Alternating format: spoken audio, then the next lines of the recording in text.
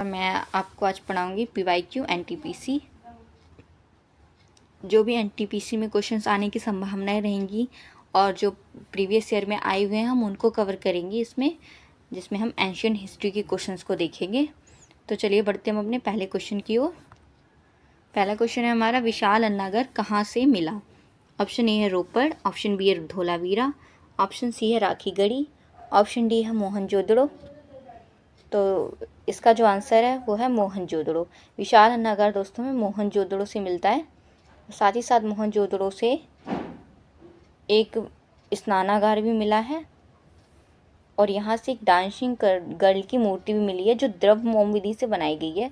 मोहनजोदड़ो की खोज है रखाल दास बनर्जी ने की थी 1922 में। हड़प्पा की खोज दोस्तों दयाराम साहनी ने की थी 1921 में। और सिंधु घाटी सभ्यता का जो एक अकेला ऐसा शहर है धोलावीरा, जो 3 भागों में विभक्त है। यहाँ से हमें नेवले की मूर्ति की साक्ष्य मिले हैं और एक स्टेडियम का भी साक्ष्य मिला है।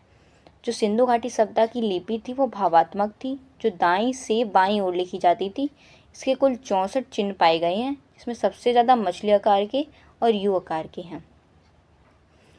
चलिए बढ़ते हैं नेक्स्ट क्वेश्चन की ओर। नेक्स्ट क्वेश्चन है, कालीबंगा किस नदी के किनारे है? ऑप्शन ए है सिंधु नदी, ऑप्शन बी है घग्गर नदी, ऑप्शन सी है रावी नदी, ऑप्शन डी है हिंडन नदी। जो कालीबंगा है वो घग्गर नदी के किनारे है। नेक्स्ट क्वेश्चन, मानव के साथ कुत्ते को दफनाने के साक्ष्य कहाँ से मिलते हैं? ऑप्शन ए है रोपड़, ऑप्शन बी है राखीगढ़ी, ऑप्शन सी है कालीबंगा, ऑप्शन डी है मांडा। मानव के साथ कुत्ते को दफनाने के साक्ष्य रोपड़ से मिलते हैं। तो मांडा से जो है हड्डी के बाण के साक्ष्य मिलते हैं और राखीगढ़ी से ताम्र के उपकरण के साक्ष्य मिलते हैं।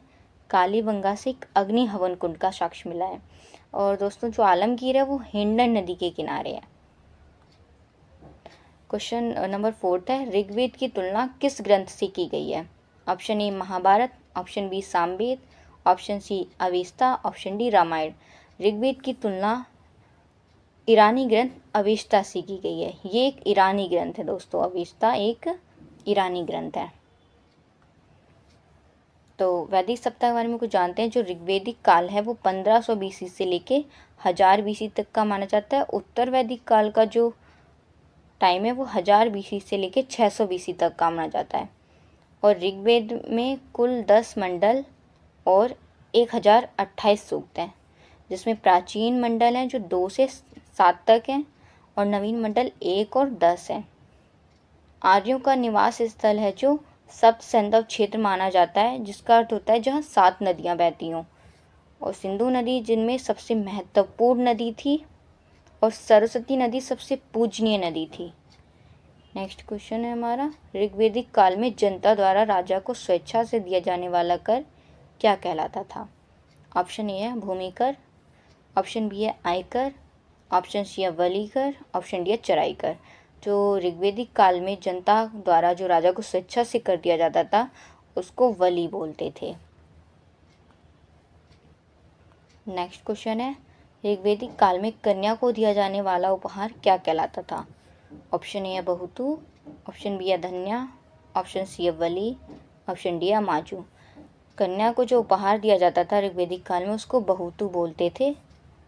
और अधन्या जो है वो ना मारे जाने योग्य पशु को बोलते थे जो गाय थी। और अमाजू अविवाहित महिला के लिए यूज़ करते थे जो जीवन भर शादी नहीं ना करती थी। उत्तर वैदिक काल में जो समाज है वो 4 वर्णों में बटा हुआ था, ब्राह्मण, क्षत्रिय, वैश्य और शूद्र। क्वेश्चन नंबर 7 है, ऋग्वेद में कितने देवी देवताओं का वर्णन है? ऑप्शन ए 31, ऑप्शन बी है 25, ऑप्शन सी है 21, ऑप्शन डी है 33। ऋग्वेद में कुल 33 देवी देवताओं का वर्णन है। अब वैदिक संहिता में कुल 31 नदियाँ बताई गई हैं और ऋग्वेद में 25 नदियाँ बताई गई हैं। नदी सूक्त में 21 नदियाँ बताई गई हैं। ऋग्वेद में गंगा का नाम दोस्तों 1 बार आया है और यमुना का नाम 3 बार आया है। ऑप्शन क्वेश्चन नंबर 8 है, गायत्री मंत्र का वर्णन कौन से मंडल में है? जो गायत्री मंत्र है वो उसका वर्णन कौन से मंडल में है? ऑप्शन ए है 7, ऑप्शन बी है 9, ऑप्शन सी है 3, ऑप्शन डी है 10। गायत्री मंत्र का वर्णन ऑप्शन नंबर 3 में है। गायत्री मंत्र का वर्णन तीसरे मंडल में है।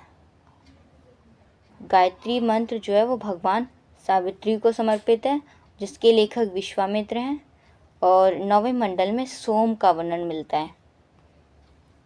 क्वेश्चन नंबर 9 है, वैदित्री किसे कहते हैं? ऑप्शन ए है सामवेद, ऑप्शन बी है यजुर्वेद, ऑप्शन सी है ऋग्वेद, ऑप्शन डी है तीनों को। तो जो वैदित्री है वो तीनों को कहा जाता था, जिसमें अथर्ववेद सबसे बाद में आया। इसको वैदित्री में ऐड नहीं करते हैं। क्वेश्चन नंबर 10वां हमारा, वेदांगों की संख्या कितनी है? Option A 5, option B 4, option C 6, option D 8। जो वेदांग है वो कुल 6 हैं, इसकी संख्या 6 है। कल्प का संबंध हाथ से है, शिक्षा का संबंध नाक से, व्याकरण का संबंध है मुख से, ज्योतिष का संबंध है नेत्र से, निरुक्त का संबंध है कान से, और चंद्र का संबंध है चरण से। तो दोस्तों, आपको मेरी वीडियो कैसी लगी कमेंट करके बताइएगा, और मेरी वीडियो को लाइक कीजिए, शेयर कीजिए, और मेरे चैनल को सब्सक्राइब कीजिए। मिलते हैं नेक्स्ट वीडियो में। Thanks for watching. Like, share and subscribe my